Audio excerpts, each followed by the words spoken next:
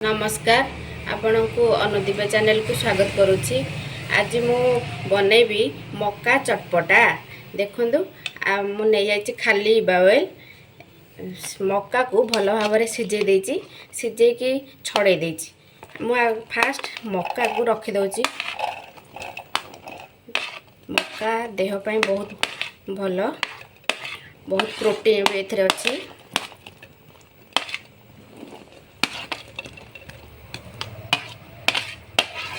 मक्का को मु रखीदेली।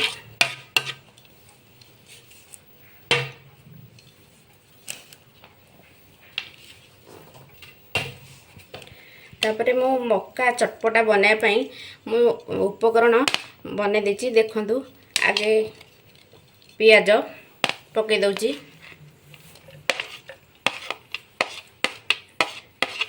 तापरे गाजर काटिक रखी देइथिली, गाजर पके दउची। तापरे काकुड़ी काटिक रखी देइथिली, काकुड़ी पके दउची। तापरे गोटे छोट टमाटो काटिथिली, टमाटो मध्य पके दउची। आ लंका गोटे छोट लंका काटिथिली, गोटे लंका लंका मध्य पके दउची। एबे मु पके दउची धनिया पत्र,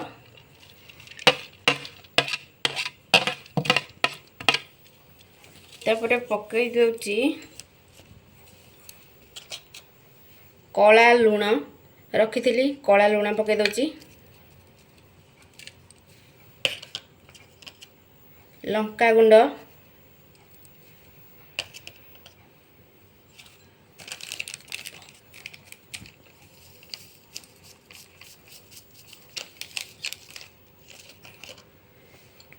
तापरे गोलमरीच गुंड रखीथिली, गोलमरीच गुंड पके दउची।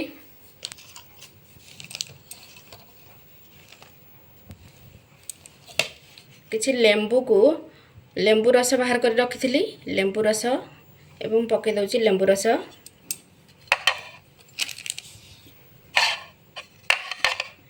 टमाटो सॉस पके देली। एबे ताकू भल भाव आमे घांटी दबा, भल भाव घांटी दउची।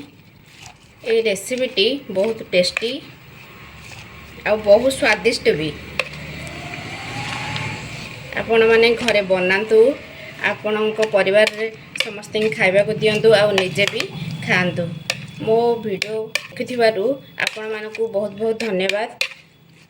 जदि आपण मानकु मो रेसिपीटी भल लागिथिबो ताहले लाइक शेयर कमेंट करबा को केबे भूलिबेनी, आ सब्सक्राइब करबा को मध्य केबे भूलिबेनी।